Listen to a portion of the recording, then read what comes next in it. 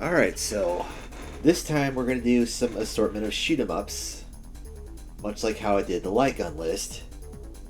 This is just an assortment of different things I've either played or tried. This isn't all the shoot-em-ups I've played, this is just the ones I remember playing or know of. Because a lot of the times I played shoot-em-ups in the past, it was like, when I was a kid, it was just like playing some random arcade machine at like a pizza parlor waiting for the pizza to cook, or at a movie theater waiting for people to get out of the bathroom and such. And it was usually just like one credit's worth, so I didn't get far in them, and a lot of them just aren't memorable to me because a lot of them just feel the same. And I'm honestly pretty picky about the genre for the ones I do play because of that. And there's also the fact that, like, a lot of them, some of them just feel cheap, and then there's others just, like, lean more into the bullet hell genre, subgenre, when I do not like bullet hells. So, yeah, this is just going to be regular shoot-em-ups. And, again, I know I've played more than this, but this is just the stuff I have access to that I can see, and the ones that I found memorable, for one reason or another. And this, well... there are some other shoot 'em ups I played, like Star Fox, that won't be on this list because they're part of something else I want to do. But we'll start off with the R-Type series, minus the command games because those are strategy, and honestly, I hate them. I played a bit of the first one, I did not like it. But speaking of things I did not like, R-Type 1 and 2. I picked up the collection, I think it was like the classic or memory collection or something on the Switch, and they did touch it up a bit, make it a bit more palatable, and add rewind. Did I rewind? I don't know. It has like a modern version where you can continue once you die instead of having to go back to checkpoint like in classic games. But 1 and 2 are just feel like they're just really cheap. I think these are some of the first games that were the side view shoot 'em ups, but that doesn't really give them to a whole lot in my eye because, again, they're both really cheap and they weren't fun to play. So D tier, I would say 2 was a little bit better than 1, but really there's no reason to play these games because they're just not fun and they don't do anything unique or memorable. Now the Super Nintendo sequel, R-Type 3, was a bit better. It did have a lot of the same issues the first game did, and as well as the new issue of having SNES slowdown. But this one was definitely more palatable. It looked better, it sounded better, it wasn't as cheap. Like, I didn't actively hate playing it, but I can't say I enjoyed it, so I'm just going to say it's somewhere in C. Now, the reason I even got an R-Tap in the first place is Delta. Oh, that's the wrong cover. I feel like an idiot now. Well, just pretend this is Delta. That game was actually a lot of fun. It's not as good as another PS1 shoot-'em-up I have in mind, but it was fairly close to it. The difficulty was still harsh, but it was a lot more fair than the previous games. It had a decent soundtrack, pretty good visuals, and really it didn't have a whole lot for me to complain about.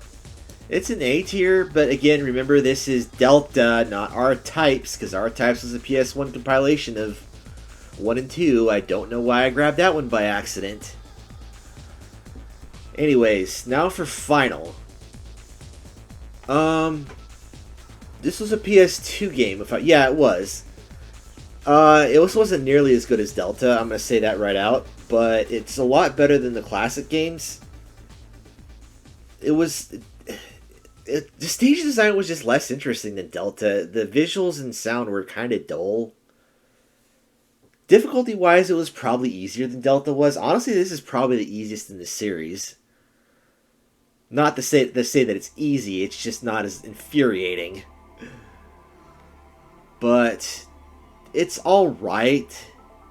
It's good, but it's not great. Probably somewhere in B will end up. And Final 2 is about the same as Final 1, just less is good, I guess.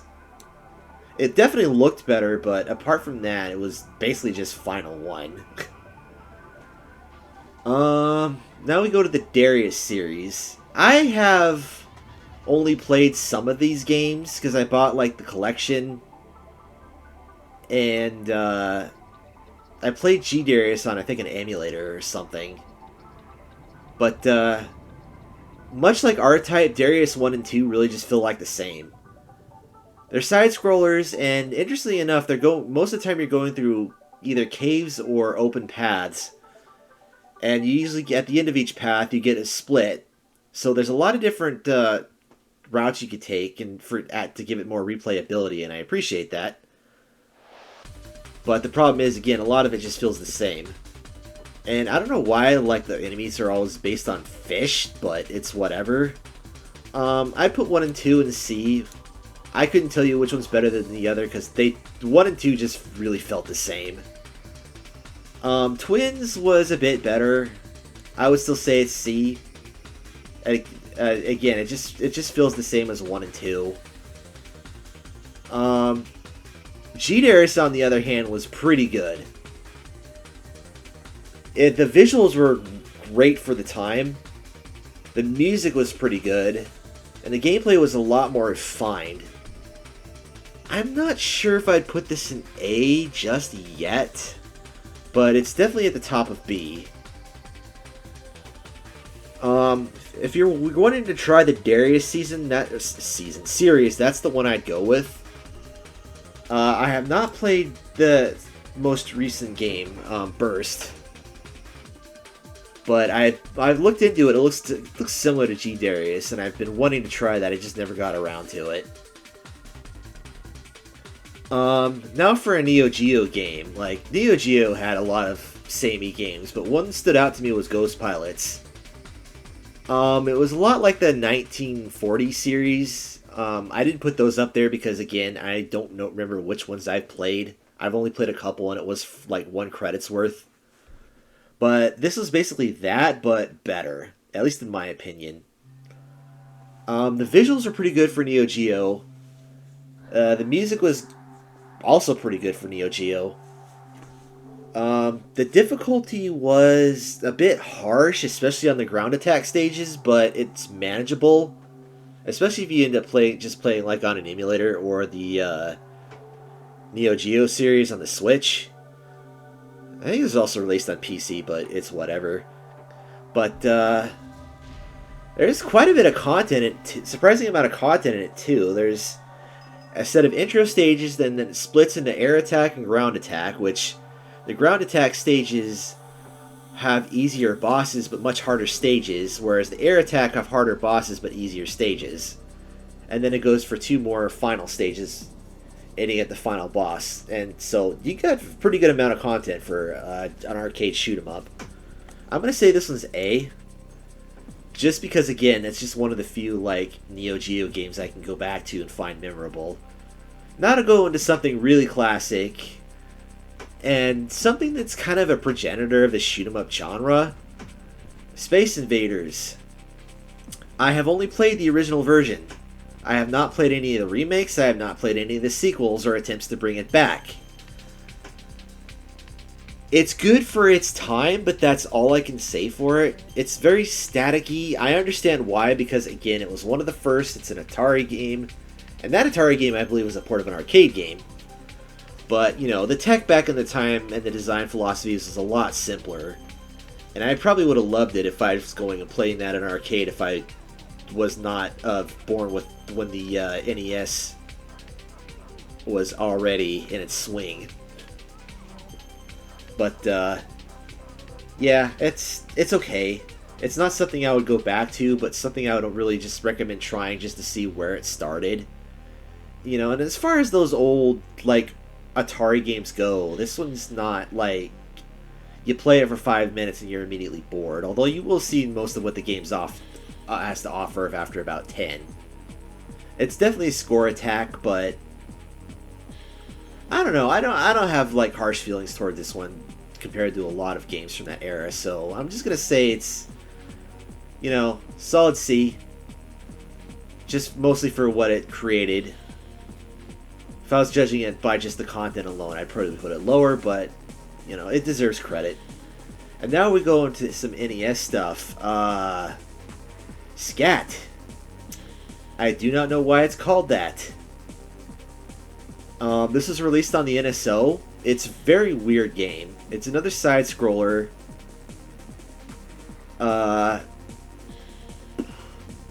Flying people for some reason. I think they're cyborgs actually. It's another game that I would just say is okay.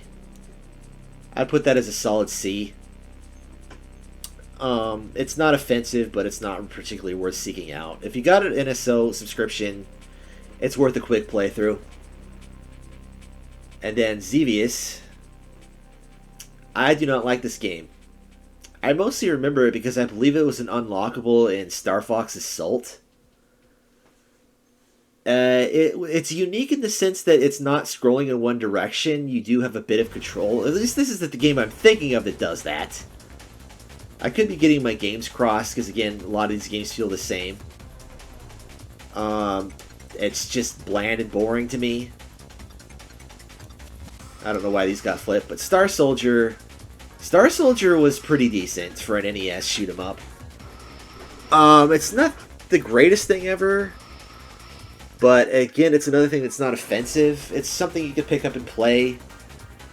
It's not the most memorable thing ever, but a part of the NES, the games on the NSO for NES, this is probably the least offensive and probably the most enjoyable. I probably would have enjoyed it as a kid if that, I was really big into the NES, but as I said in my retrospective, I didn't really get into fully NES until I was able to play emulators. And as far as this game goes, I'd say it's a high C. Its sequel, on the other hand, on the N64, I really enjoyed. I can't say it's the most unique thing out there, but it barely feels like a sequel to the original.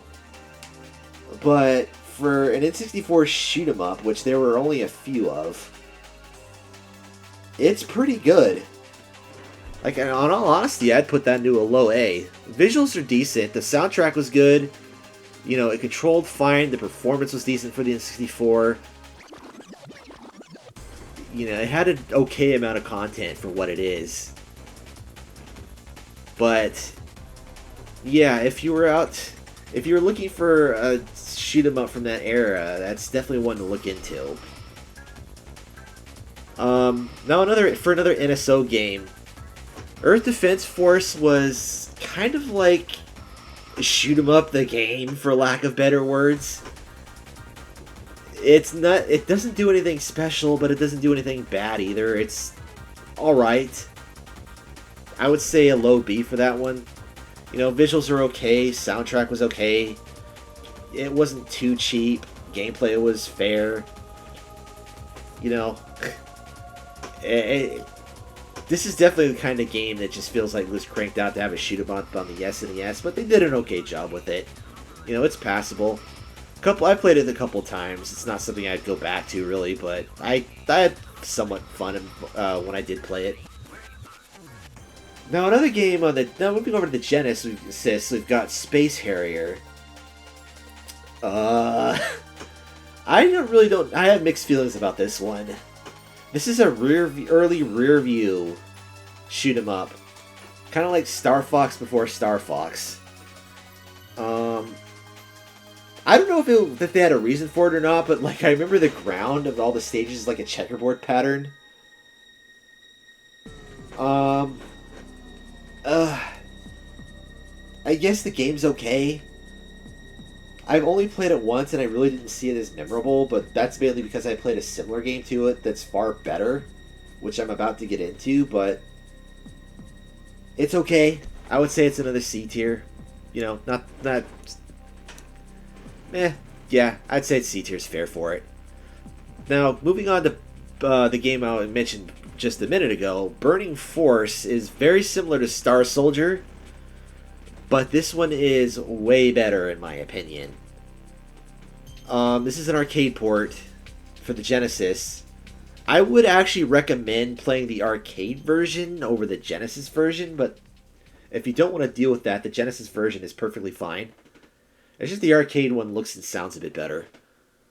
But anyways, the gameplay is kind of interesting because you have two stages where you're on a hover bike, and then the third stage is a flying stage,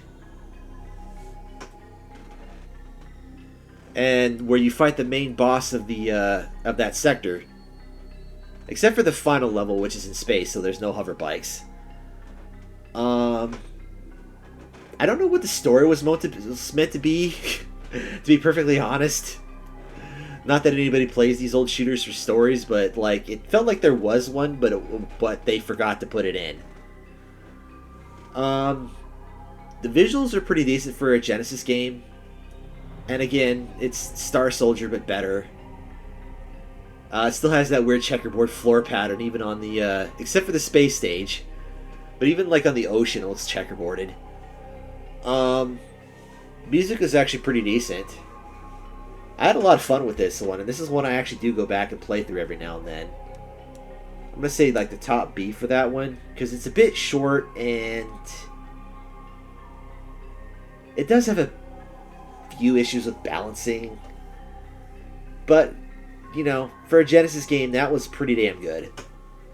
Now, what's not pretty damn good is another game called Super... Blech, I cannot speak.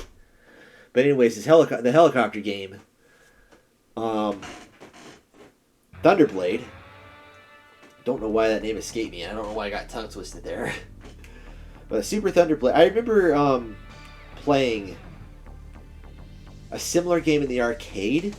I don't know if that arcade was a separate game, or if the arcade version is just different from the Genesis version.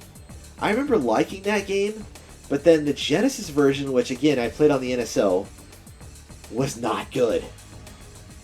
It is really, really bad. Especially if there's one part where you're going through this cave and you have to avoid these columns, but the columns come at you so freaking fast they're impossible to avoid. And because I believe this game uses raycasting, it's really hard to tell where exactly they will end up when they reach you. So there are so many cheap deaths to have in this one. Fuck that game. F tier for fuck that game. I don't ever want to play it again. Now, Zero Wing. Ooh, yeah, that's the meme game. This is literally where all your base are belong to us comes from. The translation is terrible. Thankfully, it's funny, but it's just like, what were they thinking? Like, I don't think I've ever seen a game as badly localized as this. And I played some weird localizations. Like, it feels like they put it through a machine translator and just didn't bother to edit it. But enough about the meme script. How's the game? Well, the game's okay. The game is a lot better than the script. It's not great. It's not even that memorable. Really, the most memorable thing about it is the damn translation. But, much like Earth Defense Force, if you want something to play through, give it a try. It's about the same quality.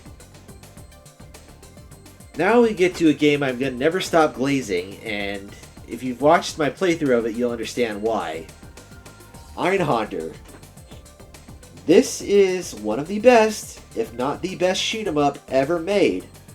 That is not a claim I make lightly. That is not a claim I will never stop making. It's not the first, and no, it's not Beatty's first shoot-em-up, because I played a fair amount before this.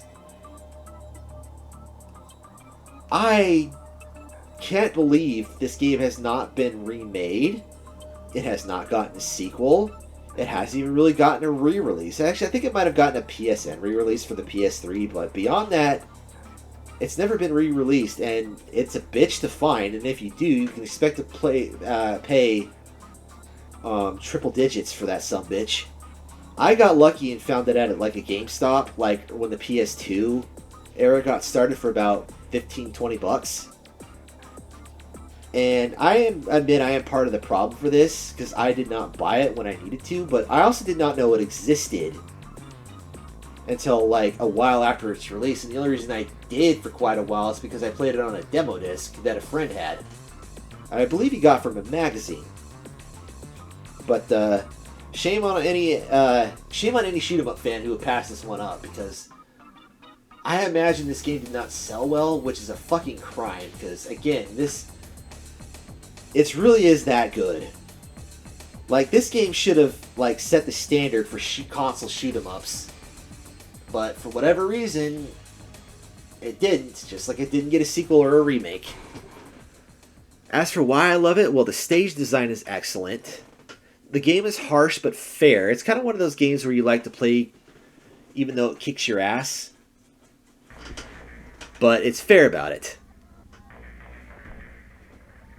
I have only managed to beat this game like once on normal mode. I used to usually play on easy. But yeah, it's tough, but it's worth it. The music is excellent, and that's what I've got playing in the background. The world building was great. It has a surprisingly deep story for being a shoot 'em up. The one problem I have with the game, apart from the fact that it's short for a console shoot 'em up, I mean, like, this is not an arcade game. It could use a few more stages, but the storytelling was not good. Like, it was kind of like in that phase where they were doing environmental storytelling, but I think they did a little too much environment and not enough, like, telling. It has an intro and an ending, but beyond that, it's just, like, deciphering what you see. Which, again, is fine, but it really could have used a bit more context. Like, I played this game a million times, and I don't fully understand it still. Or rather, I understand it, but I'm still discovering new things about it. Which is cool. It gives you reasons to replay it.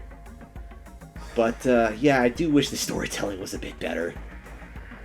The graphics were incredible for a PS1 game.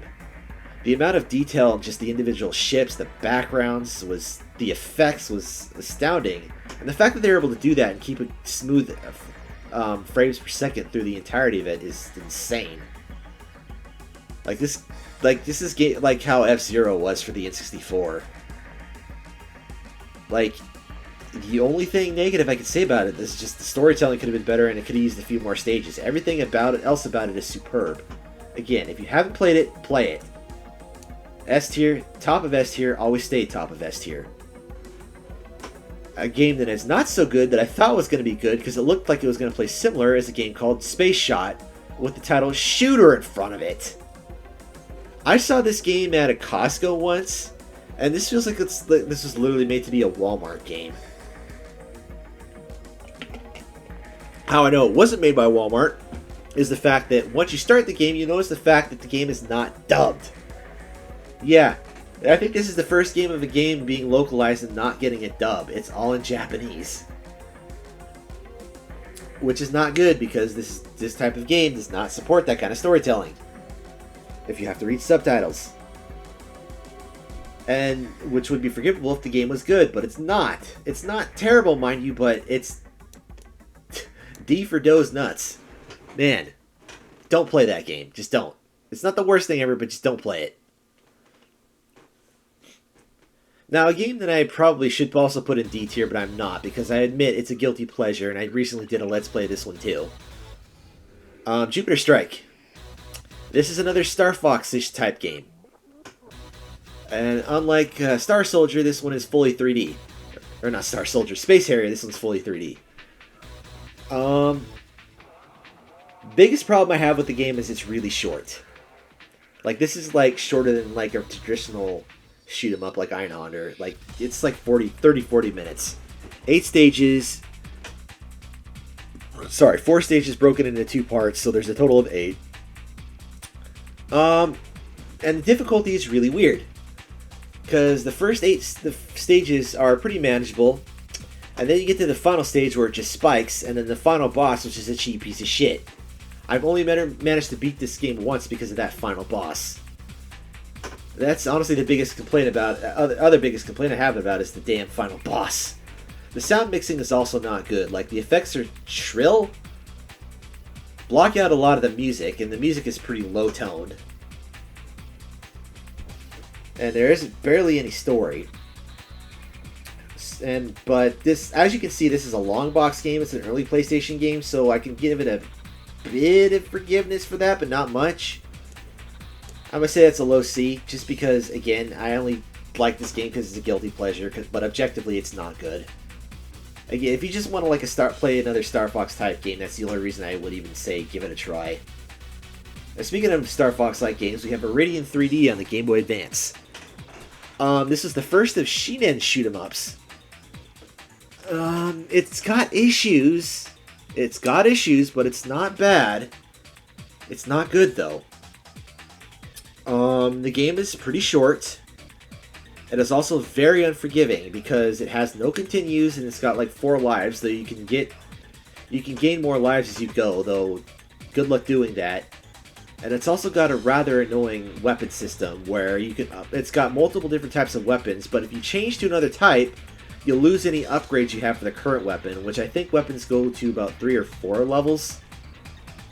And if you die, you also lose a level of your weapon, so, you know, that's an issue I had with... There's not the only game I've had issues with this, but, like, if you die, I feel like you should have some sort of safety net to fall on, rather than just being completely screwed. And I also don't feel like you should be punished for wanting to experiment with the different weapons.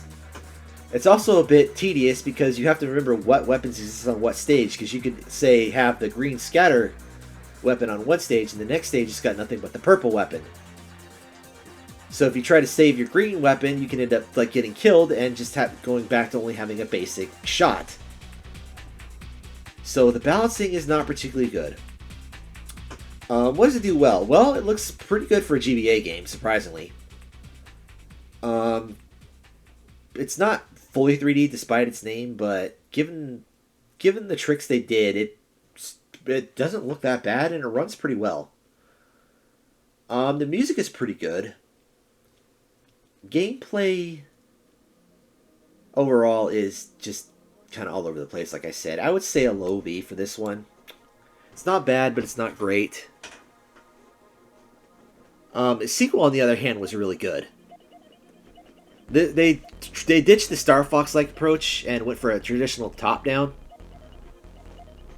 which they did for the next couple of games as well. This one also has more of a story to it, which is surprising, considering of the shoot-em-ups. This is really the only one that did have much of a story. Not to say it's deep, but it's there, nonetheless. Pretty good soundtrack as well, better than 3D. Visually, this was astounding for the Game Boy Advance, at least for the sprite work. And the effects are also pretty good, as were the sound. And Shinen's known to make good use of, honestly, Game Boy sound chips as it is, so that's to be expected. They did a good job with the DS as well. But, yeah, the only major issue I have with this game is it's a password save instead of a battery backup, so if you want to continue, you have to remember your password, and that also includes unlockables like the gallery.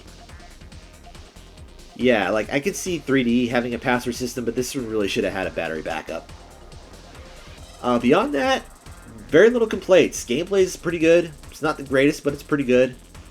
The upgrade system is interesting because you can upgrade your main weapon 3 times, and after that, you choose to spend upgrade points on either regaining health or activating a different weapon. Yeah, A tier. If you want to shoot 'em up on the Game Boy Advance, that's the one to play. Now for Shinen's next game, Nanostray, they had a few slip-ups with this one, but it's still pretty good. Music is, once again, excellent. Visuals, it was pretty decent looking for an early DS game. Like, I want to say Nanostray 1 came out within the first year, because this was the second DS game I bought after Mario 64. And I got that, and I got my DS at launch. Gameplay is not quite as good as 3D. It's not a bit as interesting because it's basically just several different weapon types that you can cycle freely.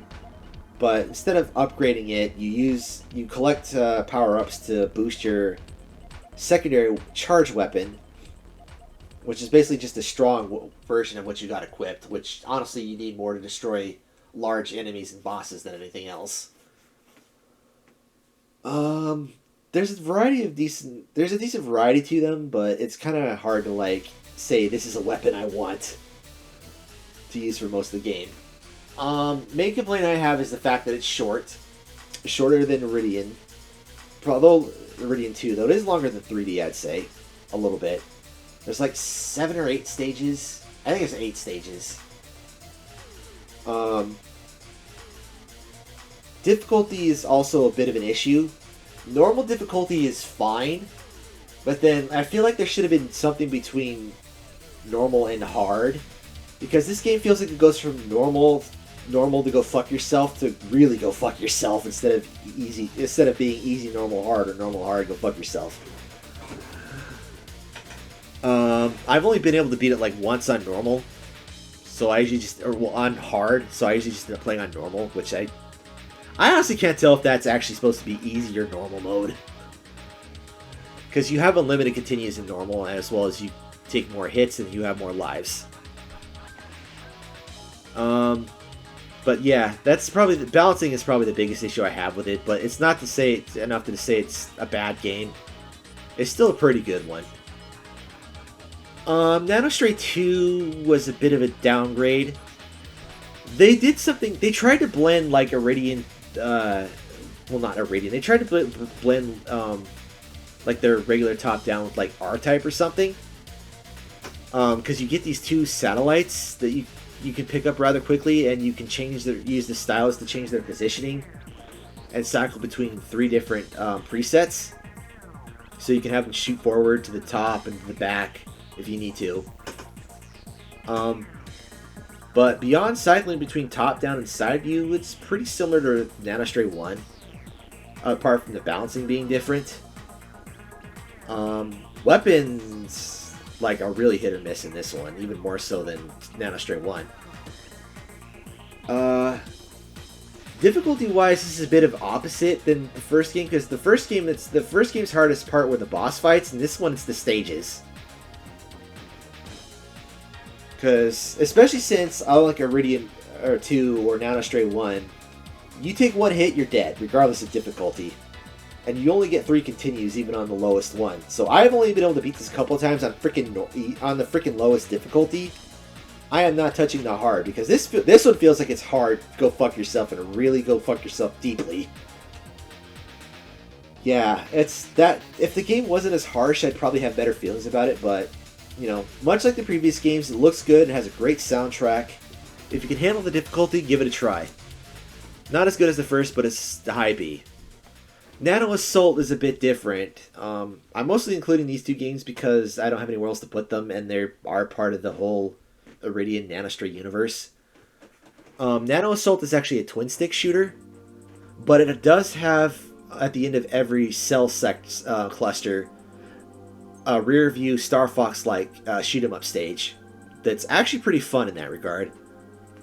Honestly, those are the best parts of the game, because the regular twin-stick stages are kind of meh. It looks amazing on the... Well, yeah, I'd say it looks pretty amazing on the 3DS. Not the greatest, but for when it was launched, it looked pretty good. Not the greatest use of the 3D effect, though. It was pretty smooth. This is probably the easiest of the Shinen shoot-em-ups. The soundtrack was kind of dull, because this is when... I want to say this is when their main composer from the previous game stopped doing that, and they brought in a new guy, and he just wasn't very good. Or at least this wasn't his first attempt at it.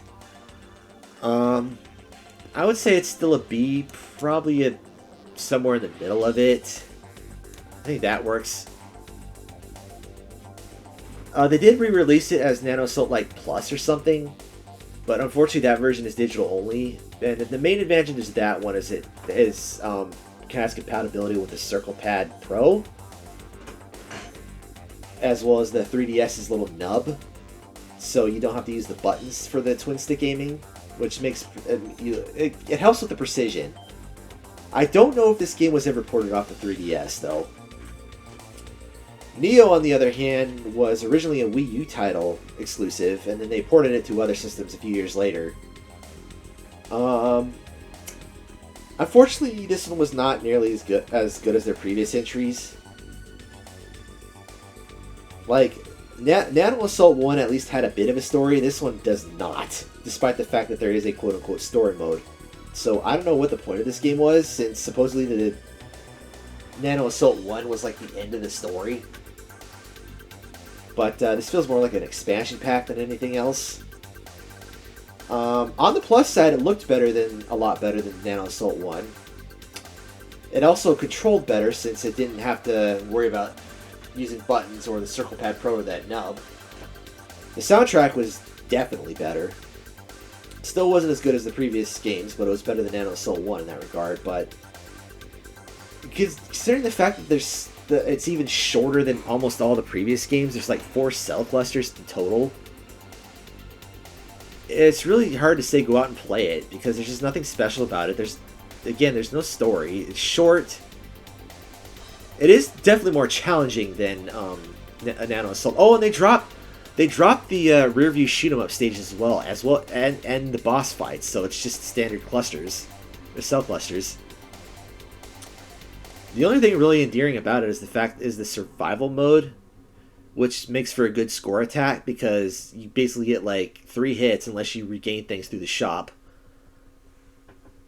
And then once you're dead, you're dead. And your score used to get uploaded. So, those who like the score attacks probably would have enjoyed it. For me, just, I don't know. I'd say it's somewhere in C. Sigma Star. Now, this is quite an interesting game. This is an RPG shoot 'em up hybrid. It had both on-foot ground sections and shoot 'em up air sections. The on-foot ground sections were kind of like Zelda. They weren't the greatest ever, but they were good, and it did kind of break up the monotony of the random air encounters. Which it did have set battles that were pretty good, but a lot of the shoot 'em up sections were random, which is both hit and miss, because they did offer unique challenges, but they're also missed because they were repetitive. And sometimes you can just get completely screwed, like if you got like one of the transport ships and you had to fly it through a narrow cave, you might as well just restart the game. So if you do play this, save early, saved often. But I recommend it because it's unique, it's fun for the most part, it has a pretty decent story, which has multiple endings, so there's a decent amount of replay value, and it's got a good amount of length to it. Last I checked, it was pretty cheap on eBay, but it's very emulator friendly. I hope this gets released in the NSO soon, because people should really play this. Hi, B. Under Defeat. I never played the original version. I only played the HD that was launched on the PS3, and then later ported to, I think it was recently ported to Switch as well. But, this is an arcade game. There's no story to it, but I believe this takes place in like an alternate World War II where the Axis won or something. But, and I think you play as Axis on the Axis side too, but I could be wrong. Anyways, putting the non-story aside, well, visually it looked pretty good. Not as good as like you would expect from a PS3 game. It honestly looked more like a late PS2, but for being a shoot 'em up, it's pretty decent. The soundtrack was good, but the PS3 version has what's called New Order mode, which has remastered visuals, widescreen, and also comes with a completely new, and in my opinion, much better soundtrack. Like, the soundtrack in this is really good. And honestly, that's a big part of what I look at shoot 'em ups, because it does help break up the sameness. Gameplay-wise, is pretty solid. I can't say there's anything special about it, but what it does really well.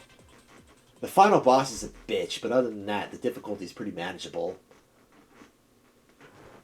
So I would say this is another high B.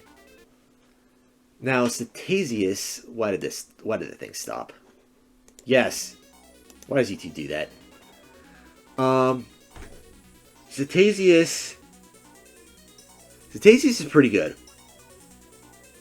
I'm getting ahead of myself. This is actually part of an indie series called the Astro Saga. This is made. I believe the company has made it called like Astro Plus. They make both shoot 'em ups and side-scrolling run and guns. I will say right now, for the most part, their run and guns are better than their side-scrollers, or their side-scrolling shoot 'em ups. There is a more recent game that I have not played yet, but it's got roguelike elements, and it means more towards being a bullet hell. I'm just like, I don't really want to play that. But anyways, their first game, Cetasius, is good. It's not great. It definitely shows that it was their first game. It's definitely got some cheat points.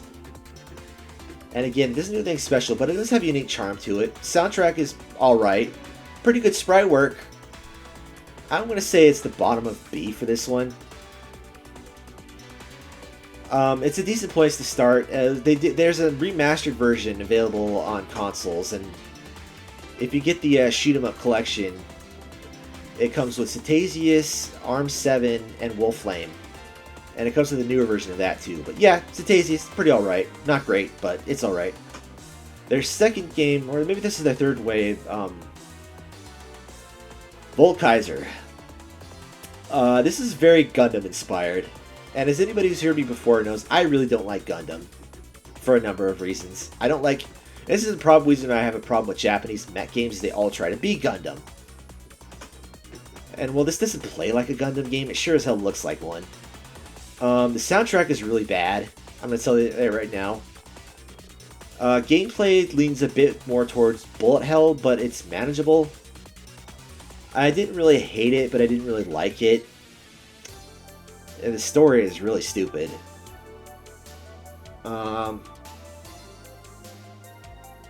Visually, it was pretty basic as well. I'm just going to say it's a C. Now, their third shoot 'em up, at least I think this is their third shoot 'em up, Wolflame. This was pretty by the books as far as shoot 'em ups goes. And unlike Cetasius, this one was top down, but this is another case of like, yeah, it's basic, but it does basic really well. The soundtrack was, once again, kind of dull. Visually, it was a bit more grainy and a bit more drab than their more colorful previous entries. But the gameplay was solid, the gameplay was fair. And I've gone back and played this one a few times. I would say this is also another B tier. It's probably a bit higher than some of the other ones. But yeah, if you're looking for one of their shoot 'em ups to play, that's probably the one to start with. As again, Cetasius is a bit rougher. But I also would say, like, their shoot 'em ups, or not their shoot 'em ups, the run and guns are preferable to their shoot 'em ups, because Gigantic Army was one of their best games. So if you're intrigued by the Astro Saga, I would definitely recommend playing Gigantic Army along with Wolflame. Unfortunately, their more recent shoot 'em up, Zenki Warp, or Zengeki Warp, I did not like it.